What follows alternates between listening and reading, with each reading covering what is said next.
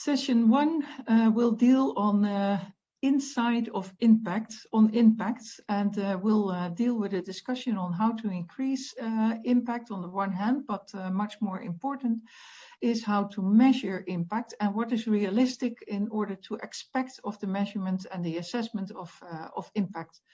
This session will be hosted and moderated by Mervin Bakker, University of Groningen. And resource persons are Professor or Emeritus Professor Ruud Ruben, Wageningen Economic Research, Mike Zuiderduin, Director of MDF Training and Consultancy, and Joost Teube, Twente University. Yes, there we are. Good. Welcome everybody. I see some familiar faces, some not so familiar ones. Welcome to the session Insight on Impact. In this session, we're going to try to create more insights for you on the different ways that impact is defined, designed, and addressed in practice, of course, and to formulate advice in the end through do's and don'ts to the Ministry of Foreign Affairs. We have a very interesting lineup of speakers, I think. We have Joost Teube from ITC Twente, Professor Ruud Ruben from Wageningen University and Research, and Mike Verduin from MDF. I will introduce the speakers right before they start speaking, and we're going to start with Joost. Joost will give an introduction on the impact by creating a common understanding with all of us on what impact is, how it is dealt with in various programs, and he will also present an impact and outcome-oriented model that could be applied in the future. This will be followed by reflections by Ruud and by Mike through do's and don'ts, and after that we will go into a discussion that will be led by some questions that I'm going to pose to the panel, but also definitely to you as an audience. Yeah, we are a relatively small group, so I think enough interaction is possible even if we are online. Joost, I'm going to give the floor to you in a sec. You are going to share the presentation with us, right? That's correct. Good. But let me first properly introduce you. But maybe for the people who don't know me, maybe it's also good if I say briefly who I am. I'm Mervin Bakker. I'm currently working for the University of Groningen as Director of International Strategy and Relations. And before that, I've been working for NUFIC for 9 years, 6 years in Jakarta for the Netherlands Education Support Office there, and 3 years for South Africa. So I know the capacity development programs from both the NUFIC side and now from the institutional side. I'm not an impact specialist. I'm very happy that we have 3 specialists here at the table. And first, Joost. Joost is currently Senior Policy Officer Capacity Development at ITC and has more than 25 years of experience in the professionalization of higher education systems. And he works next to Twente also for SINOP and SNV, and has been involved in various niche and OKP projects as project manager, advisor, and evaluator. And he's very experienced in M&E and in applying the theory of change model for impact design and measurement. Joost, may I give you the floor for your introduction? Okay, thank you, Mervin. Good morning to all of you.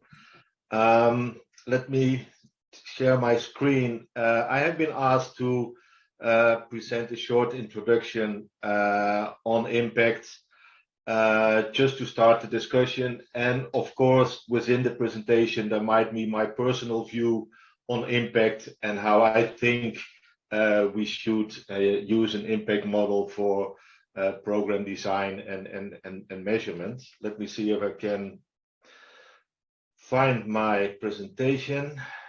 No. So when we talk about impact, the first discussion within PI was that we should have a look at impact assessment, and we decided to change the title in Insight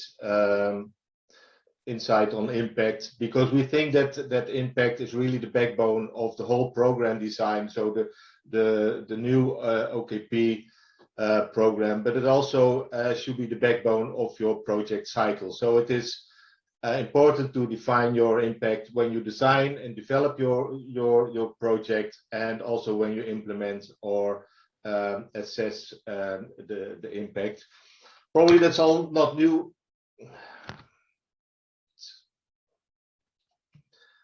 Probably that's not very new for you. But of course, there is a need to clearly define to which impact we want to contribute to. It's also the discussion that sometimes we say that we achieve impact, but I'm not sure we are able to achieve impact, or that we are able to contribute to impact that has been designed on a much higher level. So at that higher level, that can be international reference frameworks like the SDGs or the Paris Agreement, climate, the Sendai framework. It can be linked to the multi-annual country strategies, or of course also linked to national development policies in the global south. There are some definitions from the Ministry of Foreign Affairs, or even there was a definition OKP. So it is very clear, we need to know to which impact we want to contribute to. That is the first part. If you look at other funding agencies or development programs, then you already see that impact is the most relevant part when you define your project proposal. When we look at Horizon Europe, there is a clear evaluation criterion on impact, and it has to do on how to achieve expected outcomes and impacts by defining very concrete pathways. And they really want to see how you contribute as a project to that higher level impact. It is about the suitability and the quality of what you intend to do to contribute to that impact. If we look at NWO, they have a very well elaborated impact plan approach. They call it the impact plan approach, and they make use of the theory of change and impact pathways as a starting point in defining your project proposal. If we look, for example, at Erasmus+, they also have a very elaborated impact tool, and it looks straightforward what you see below it, but they ask you to start in defining the impact. And probably you might have the same experience that when you start thinking about a new project proposal, it's not always the case that we start thinking on impact before we go to our products and services and outputs. When we work with technical people, academic people, then of course they are focused on their own technical experience in most cases. And impact is not always the first starting point. So what we think, or what I think, what I would like to propose is that we look for an impact-oriented model for the future, and I would like to propose to think about a theory of change model that is already applied within the current OKP, but not full-fledged. There is a theory of change, an overall theory of change, but when you come back to the implementation of the projects and the evaluation of the projects, then the theory of change is not fully applied. So a theory of change model can be used for project design, strategy revision, quality review, strategic learning, and it can be a reference for evaluation and monitoring. What I like about the theory of change is that next to the narrative, it provides you with a visualization of what you are going to do, and that are a link to these strategic pathways. The other issue, what is different with the logical framework, that you really have to look at the assumptions. Why? That is that cause-effect relation. Why do you think that when you have a result A, that will result in another outcome or another result? So that assumption that if I do this, that will come out, that we should reflect on that. I think it is much more creative and innovative compared to the more traditional models. And of course, it is very important to have that multi-stakeholder engagement. So the theory of change, it can be used as a change map, it can be used as a process tool. So I think this might be a very nice model to really design projects and evaluate projects from an impact perspective. Not sure this is needed. I just wanted to show that when we define impact, the intermediate outcomes, immediate outcomes, and the output, activities, and input, yes, we really should think about the assumptions. But I also think, and I come back to that later, that we also should be aware that we do not have influence on all what we do. So we have influence on our outputs. Yeah, we might have some direct influence on, let's say, the immediate outcomes, the smaller or greater changes we wish to achieve. But when we go to that higher level, the intermediate outcomes, when it comes to changes in behavior and relationships and actions, etc., then our influence is less, and we should be aware of that. And that means that other actors should be involved, or that we should have a look at other enabling conditions that makes that impact happen. So when we want to use that theory of change model for the future, then of course we need to have that clear description on that higher level impact based on the international reference frameworks. So we have to have that overall picture. And underneath, we can have a number of projects. And what I would like to see is that the calls will be more regional, sectorial, or thematic oriented, and that there will be a combination of different capacity development modalities. What does it mean? That in the current situation, we can have a tailor-made training, or we can have a refresher course, or we can have a collaboration project, but they are not always aligned. So they, on an individual basis, try to contribute to that higher level impact. But I think if you have a more broader program where you include different capacity development modalities, the effect of what you are doing might be much bigger. So that is one of the implications when you have that theory of change model. Of course, we should have that focus on outcome. As I mentioned before, achieving impact is always a tricky one. We can achieve different outcomes, which hopefully, based on our theory of change, contribute to that higher level impact. So we should apply an outcome-based model.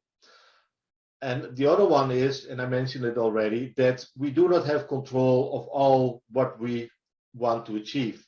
So the project needs to be, there should be an addition to the projects we implement. And that means that there should also be involvement of embassies or local networks or local stakeholders, probably not directly linked to the project or not directly integrated in the project, but at least that they can ensure that some enabling conditions are in place in the country where we have our project.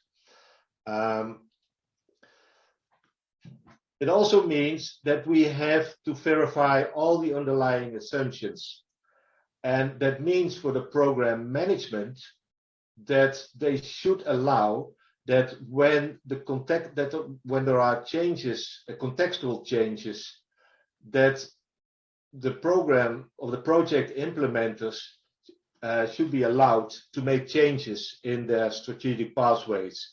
That is a little bit limited in the current situation, but if you really want to check your assumptions and you see that there are contextual changes or political changes, then there should be a possibility to make corrections in your project proposal or your project implementation. when it comes to the monitoring and evaluation, then it should be more than just the midterm evaluation or the end evaluation, but it should be a continuous process of monitoring, evaluation, but also learning. I think that learning and reflection process should be strengthened much more in a possible new program.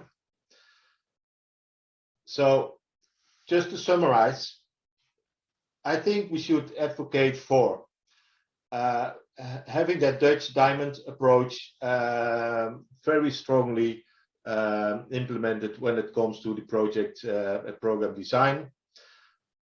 We advocate for using that TOC approach, but from the program design up to the project evaluation at the end. So it should be the reference framework for the whole project design and implementation. And again, what I already mentioned, that should be that we should think about sub-programs where we integrate different capacity development modalities. So that might mean a broader consortium with a broader expertise, and that we really should have to look changes on that individual, organizational, and institutional level. So that just as an introduction. Again, my focus is on having that theory of change as a model for program and project design. Thank you so far. And sorry for the inconvenience. That's fine. That's fine. Mike, please stay with us with the presentation because the other speakers also rely on that, I think, later on. Because we are going to hear a reflection from our second speaker. That's Mike Zuiderduin. Mike holds an MSc in Industrial Engineering and Management Science from Eindhoven University. He's worked for the UN in Pakistan and Vietnam and joined MDF, where he's currently working in 2001. He's co-owner, managing director, and senior evaluator there at MDF. He specializes in learning-oriented effect evaluations of international programs and partnerships, and he's led over 20 multi-oriented effect evaluations. Evaluation assignments for the Dutch Ministry of Foreign Affairs, the UN, etc., etc. Mike also adds a personal note. He's a father of 3 daughters, loves multi-day hiking, and he did not realize he liked traveling so much until the COVID pandemic struck.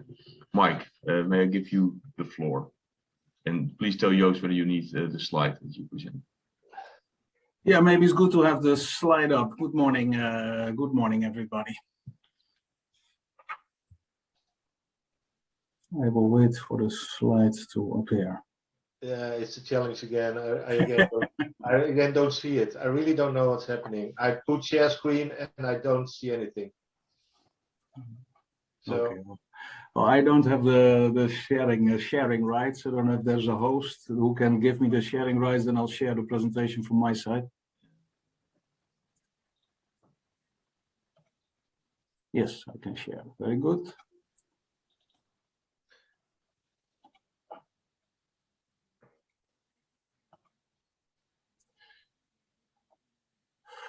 All right, if everything is right, you should see my presentation, or at least the slide. Okay, yeah, just a couple of reflections in addition to what Joost has been saying. When I was asked to contribute to this session, and the session was about impact and how can the NUFIC projects in particular get better at measuring impact. And whenever that question comes to me, the first question that comes to mind, okay, what do we mean with impact here? Because many people talk about impact, but apparently the word impact is used quite differently, and sometimes very specific and sometimes very generic.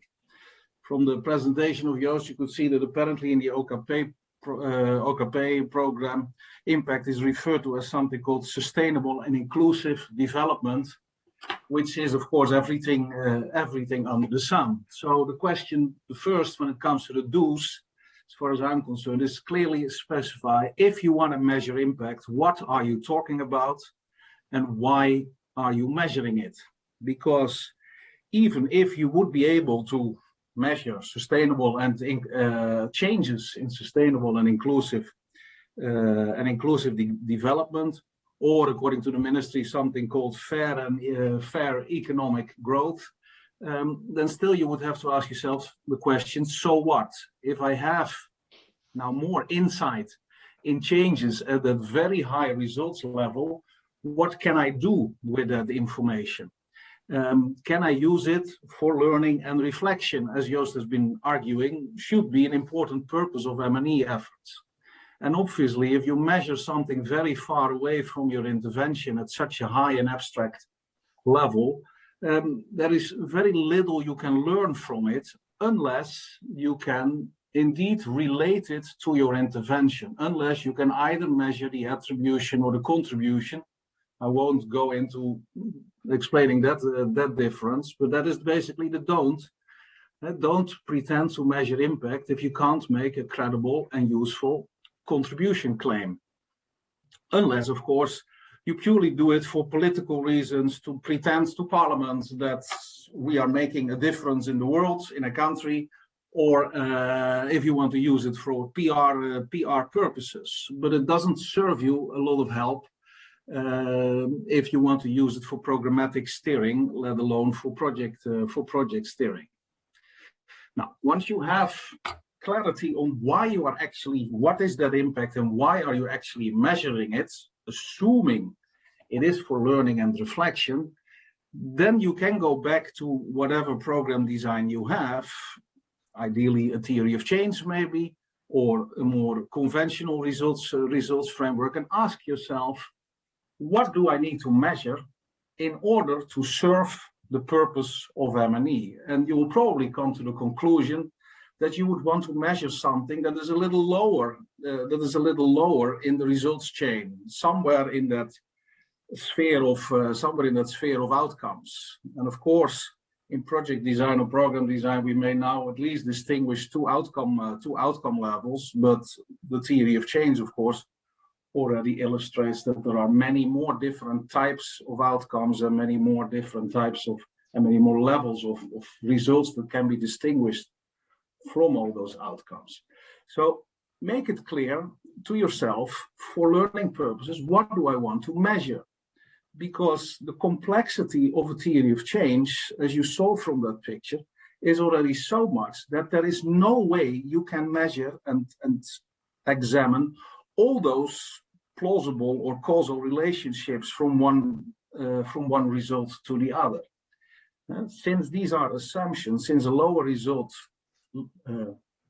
links to a higher result based on a certain assumption, there is no way that in regular M&E efforts you can sort of verify all these hypotheses that have been made in the program design. So in your regular monitoring and in your regular day-to-day management, you have to have a much fairer sense as to what do I need to know? Where are the pain points in my program? And therefore, what are the hypotheses? What are the links that are worthy of more closer examination?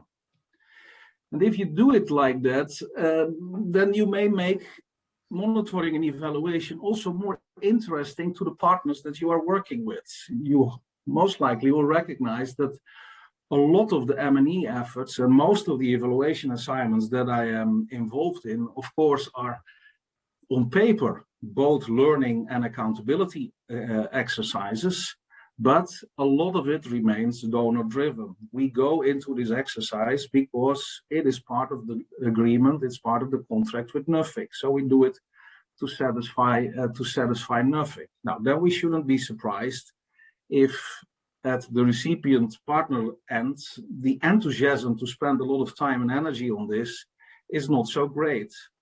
However, if we focus it more on something that they are worried about and that is standing in their way, that they recognize as an issue, the chances that they are interested in participating in such a M&E effort and contribute to it is a lot higher.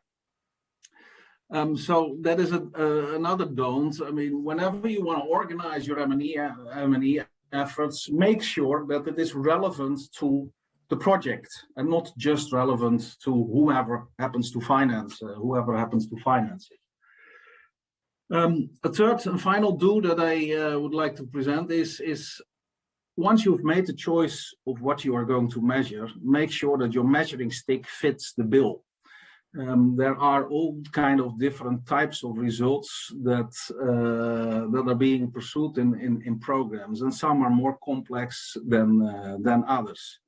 A lot of it is about social impact and about behavioral change that is difficult to predict and doesn't change in a very linear way. We can only see the corona measures in the Netherlands to see how difficult it is to actually have behavioral change of your population change in exactly the way you would want it.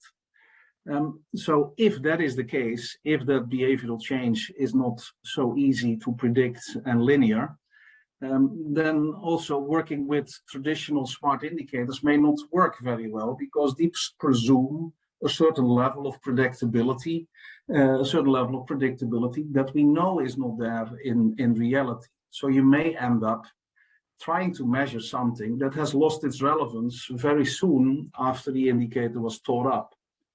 And in quite a number of evaluation assignments, I've also asked the question when people say, so how did we do with our program? And then I would ask the question back, well, it depends what you would say is the criteria for doing well. If you say, to what extent did we measure, did we achieve the targets of our indicators? Then often you have to say, well, that was not so good. You have not really gotten there.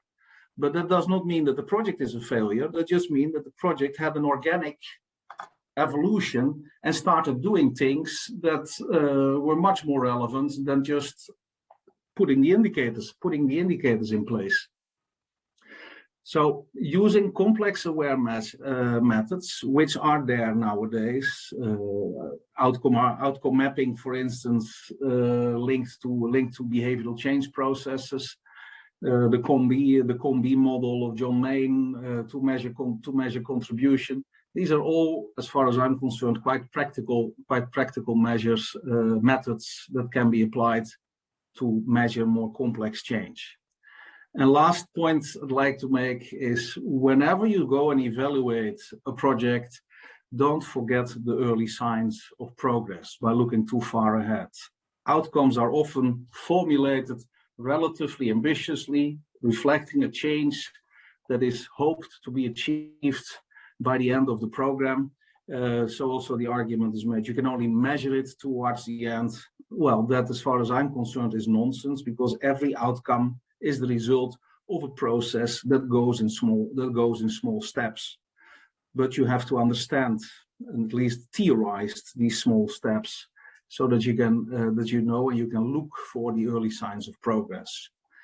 One quick example. I was not so long ago in the Balkans reviewing a project about participatory democracy, and the organization that was pursuing that, the head of the organization sort of complained that despite so many years of efforts, still the only thing that government officials would do was find reasons why they could not do any kind of participatory policy development. Where one of her colleagues basically said, well, actually, that's true. They still only find excuses, but at least they go through the effort of making excuses. A couple of years ago, they didn't even know what we were talking about. So whenever you want to have a change process, denial is the first one and resistance is the second one. So you could actually say the early signs of progress were actually visible there if you are consciously looking for it. And if you look at the early signs of progress, in many cases, projects are surprised by how much better they are actually doing than they thought they were doing. But it's a matter of where to look. Let me leave it at that. Thanks a lot, Mike. Can you please leave the presentation up? Since the struggles we had, so you can go to the next slide, maybe. While I announce the next speaker, Professor Ruben, who might have a different opinion on the theory of change than the other speakers so far. Professor Ruben is Emeritus Professor Impact Analysis of Food Systems at Wageningen University and Research. He served before as a director of the Independent Policy and Operations Evaluation Department, IOB, at the Dutch Ministry of Foreign Affairs, and is professor of development studies and director of the Center for International Development Issues at Radboud University in Nijmegen. Ruud worked many years in Central America, East and West Africa, and China on policy research related to food systems, impact evaluation, the effectiveness of incentives, and the impact of standards and certification. Professor Ruben, may I give you the floor to give your views and reflections? Yeah, thanks very much. Thanks for the invitation. Joining these seminars for my side now is a hobby.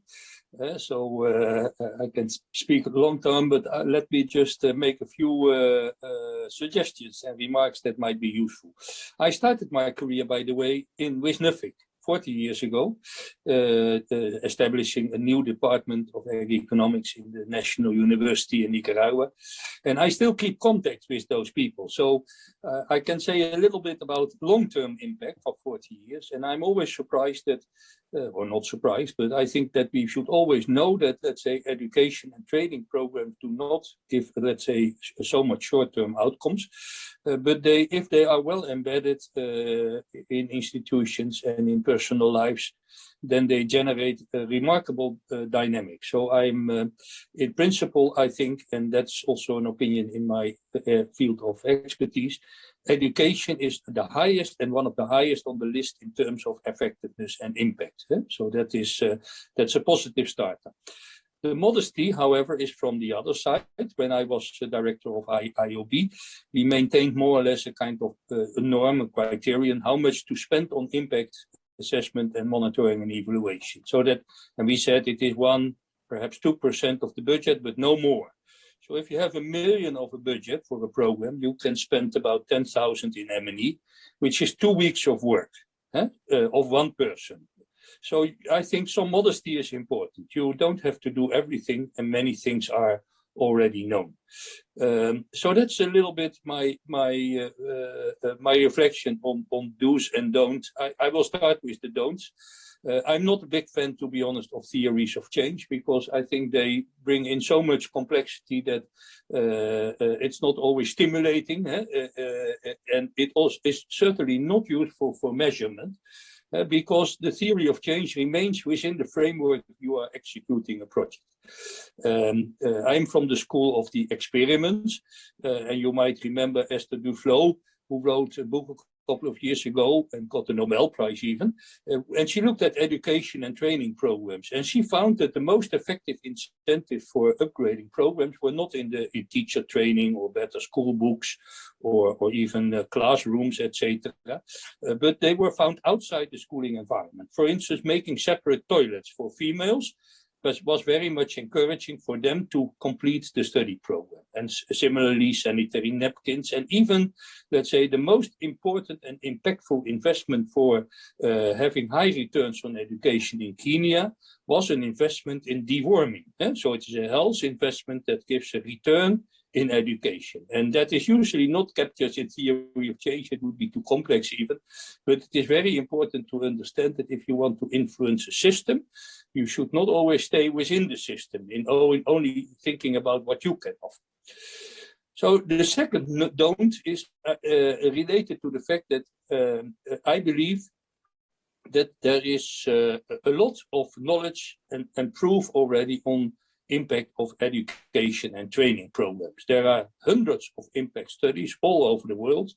There are systematic reviews that look at the effectiveness in terms of schooling outcomes, in terms of income changes, and labor market perspective for people that have joined training program.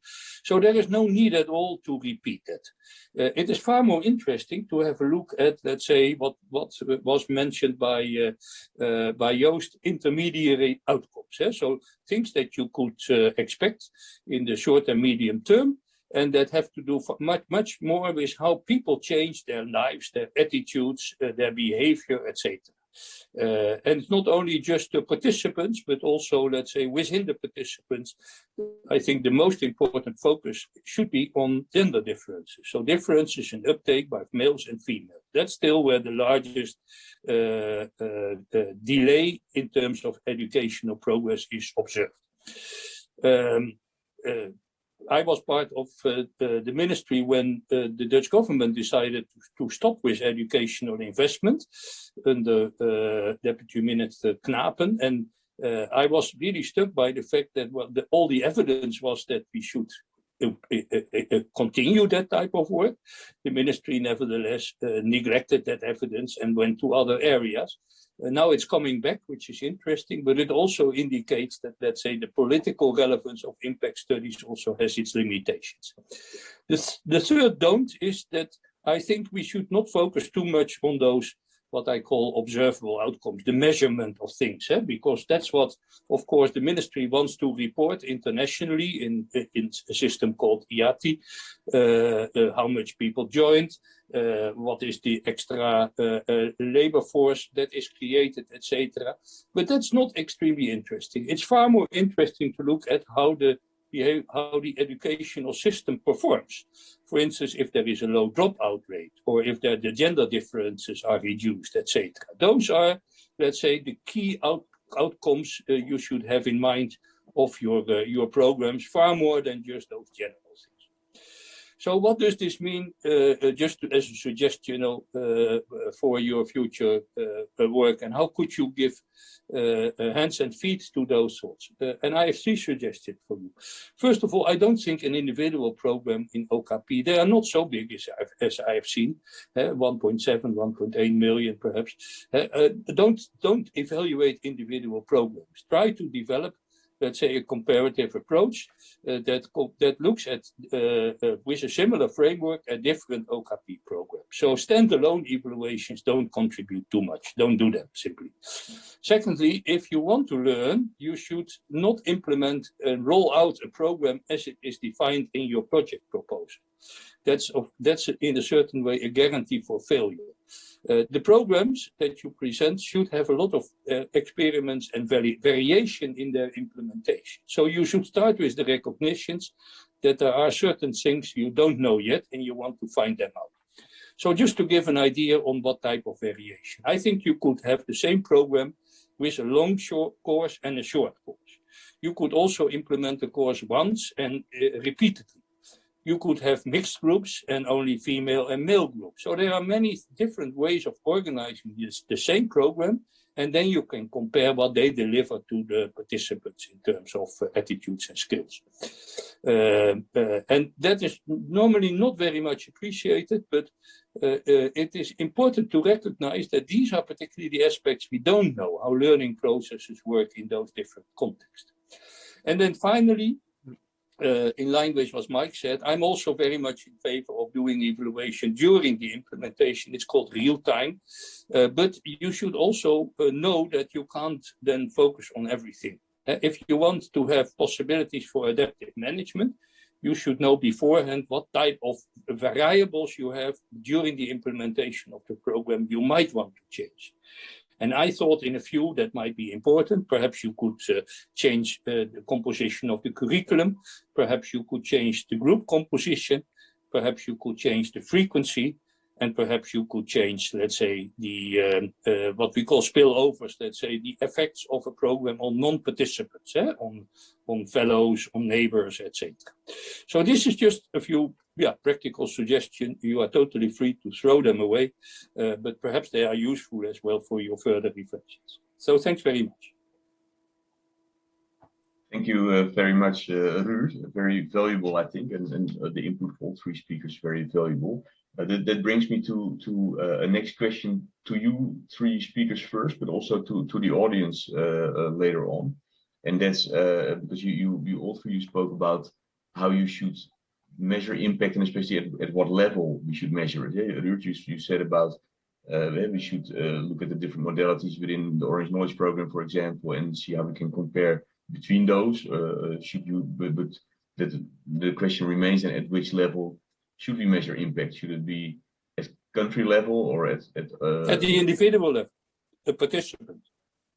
At the participants level, okay. Yes, that's the only real change that you can establish.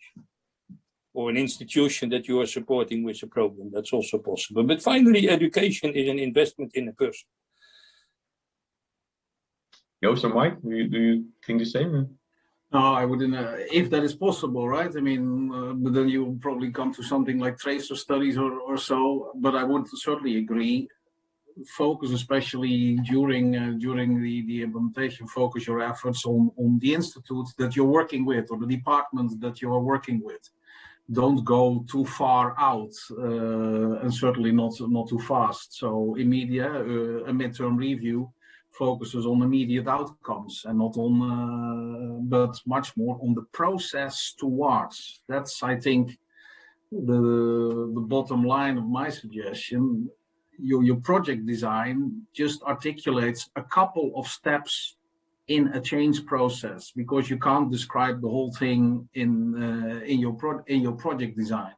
But you need to be aware, and everybody is aware, that of course these are just sort of milestones on the road towards whatever you want to achieve. But before you get to a milestones, you may have to go across, travel quite a journey, and understanding that journey a little better, and trying to see, am I at least on the right track towards that those first important milestones? That's where I would focus, but indeed not beyond the institute you're working with. Joost? I'm not sure I fully agree with evaluation on individual level, because, okay, they can have new knowledge and new insights and new skills, but if you don't have the enabling conditions within the organization and they are not able to apply what they have learned, then it does not make that much sense. But I can comment more on this, but I'm looking at the time, 15 minutes, and I think it is time to give the floor to the audience. So, yeah. Agreed as well. But we have an interesting audience, I think, because I see Jolie there from Nuffic, and I would also be interested to hear from you and from the other people in the audience. So how does Nuffic look at measuring impact and the level? Yeah? Because you, of course, have responsibility for a whole program, and you should report back to the ministry and the ministry to Parliament, whether that's for PR purposes or not, and how they do that. But how do you look at this discussion and the level at which we should measure impact?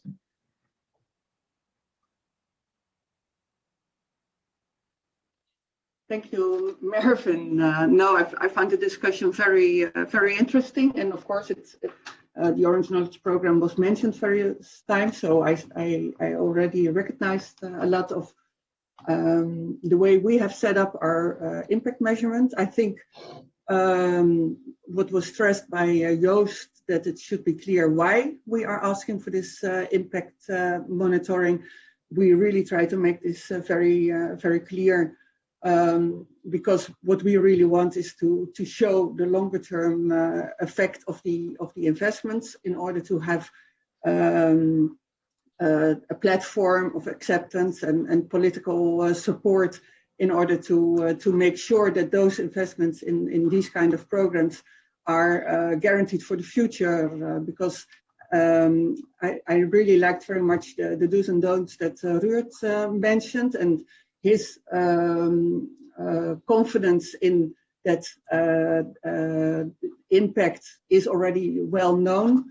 Well, I'm not so sure of that, and I think he also mentions that the ministry not always looks at this evidence and this proof. So we have to show over and again that investing in individuals in the end really leads to this inclusive economic development or inclusive sustainable development, which is what the Dutch Development Corporation wants to invest in.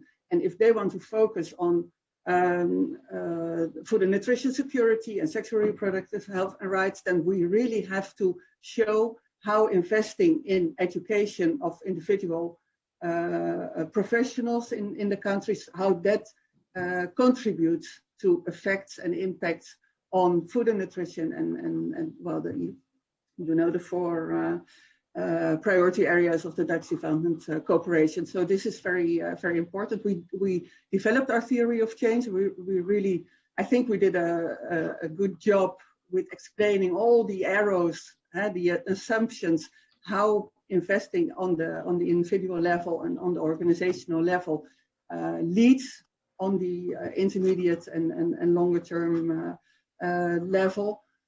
And also we arranged for ex-post reporting. So we ask in the applications to indicate the expectations, not only on the outcome level, but also indirectly. So how investing in these individuals and organizations, 5 years after project ending, will lead to strengthened educational systems and graduates that have never participated in NAFTA programs, but that will benefit from strengthened educational systems, and how these individuals, and there I agree with Ruud, it's all in human force and individuals, but how these individuals indirectly will contribute to development of a country in, working in key organizations.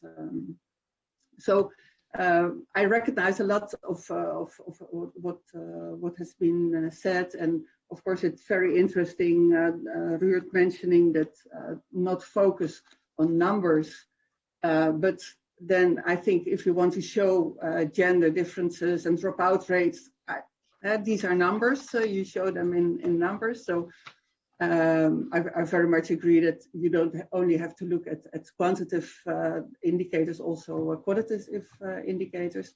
So I agree very much with the speakers. And of course, the proof of the pudding is in the eating. So in 5-6 years from now, I'm really very interested if we really have the opportunity also to measure the impact of the projects that are now being implemented. So. That's if the political context doesn't change either in the Netherlands or exactly. Yeah. But I have to stress that this impact measurement and the willingness to measure until 5 years after the project has been finished was also demanded by the Dutch Ministry of Foreign Affairs. So I really hope that they will continue and give the opportunity to keep on measuring. Thanks, Jolien, and nice to see you again. I also want to give other people the opportunity to give some input, maybe on this question on at which level we should measure impact, but any other contributions or questions to the panel are also welcome. And we have 10 minutes left. I want to use the last 5 minutes for you to provide us with one do and one don't per person from the audience. So please also start thinking about that. But any questions or input from anybody else than Jolie in the audience? Then? Please, you can raise your hand physically because I can see you unless you have your camera switched off. Yeah, Saki. Yeah, can you hear me now? Yes, very well. Hi, my name is Saki and I'm from Nepal, and I'm currently studying master's program in Wageningen University and research. So regarding the theory of change, I had this one particular example that I wanted to share with you all. So I am not under the OKP scholarship, but then I'm under the scholarship with the Wageningen fellowship program. And before going to Netherlands, I had the orientation at Netherlands Alumni Association of Nepal, and it's called NAN. And with this discussion, I thought this was a very good example of how the change at the individual level and at the attitudinal level can be expressed, because when I went there were around 15 students, alumni students from Netherlands who studied all across the Netherlands and who were from the OKP program. And I also felt that, all the scholars, even though their education ended, they also had this association between them within Nepal and within the Netherlands also. So like you said, it's a process of impact, like once the education has ended, it doesn't mean that the impact has ended. So I could see that they could also bring us into the association with which we could always be associated with Netherlands. So I thought like this was a good example of how this, it's a process of impact that also occurs after the education ends, and it's how the associations are still intact. So I just wanted to give the example of how things also occur after the, to see the impact. Thanks, Saki. Very, very interesting. Priska. Yeah, Priska Zwaneke, Senior Health Advisor at KIT. And thank you, Saki, for your comment. When I was about 2 years ago in Nepal, I saw also all our alumni, and it was great to meet them and to see how they were in touch with each other and how they were changing and improving their organizations. So yes, I hope you will do for sure as well. What I said in the chat, in health, there has been a look at realist evaluation. So looking at context, mechanisms, and outcome. This comes from a situation where in medical sciences we always look at the randomized controlled trials, but then they're so standardized that you know an impact, but you don't know what's happened or why it happened. So with the realist evaluation, you can look at, okay, in what context did it happen, with what kind of mechanism, and what kind of outcome do you get then? And I've been involved in some, but what it showed me is much better is how you can look at, okay, how did this change come about?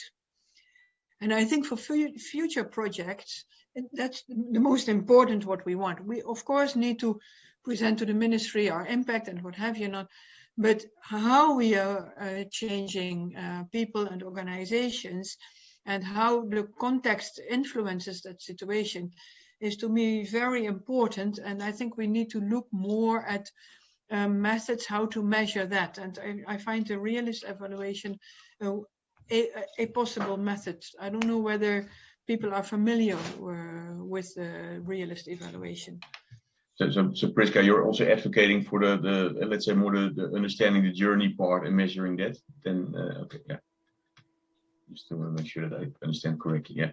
Okay. I also wanted to ask you how you would reflect on Ruur's statement that a theory of change is useful for understanding impact, but not for measuring it. But I think we are running out of time, because I'm very interested in hearing your do's and don'ts. Just one per person, and as briefly as possible, given the short time that we still have. Who can I give the floor for one do and one don't?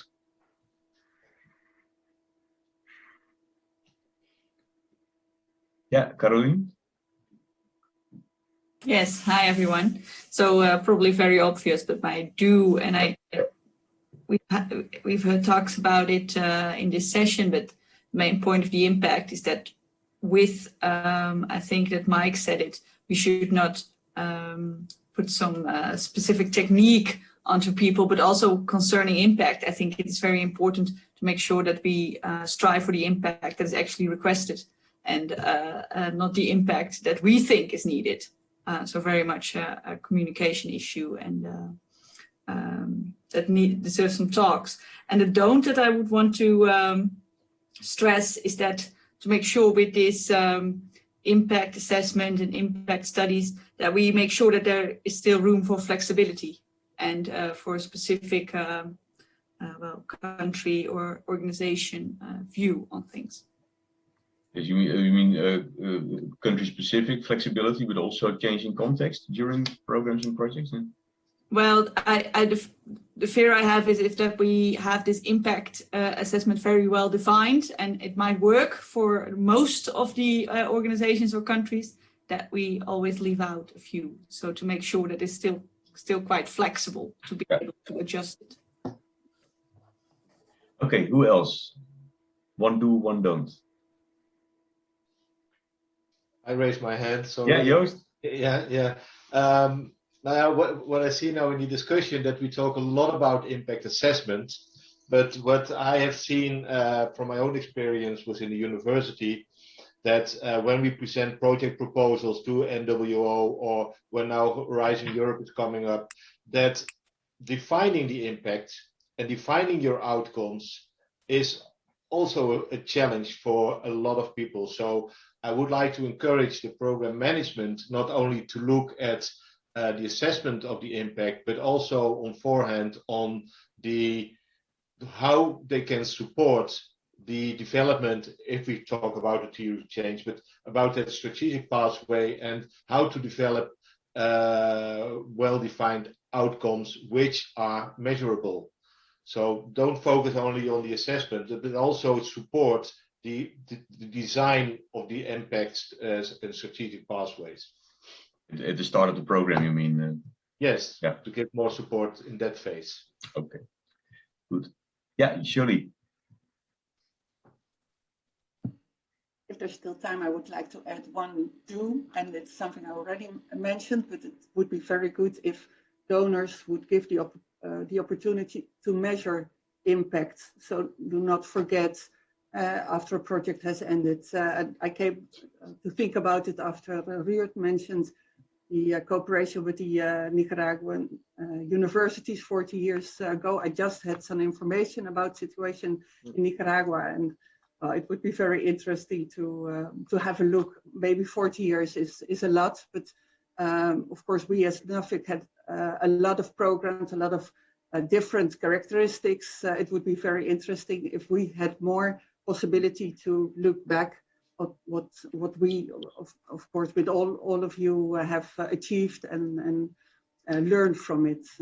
So I would do to really make possible impact measurement after projects have ended, well, at least 5 years.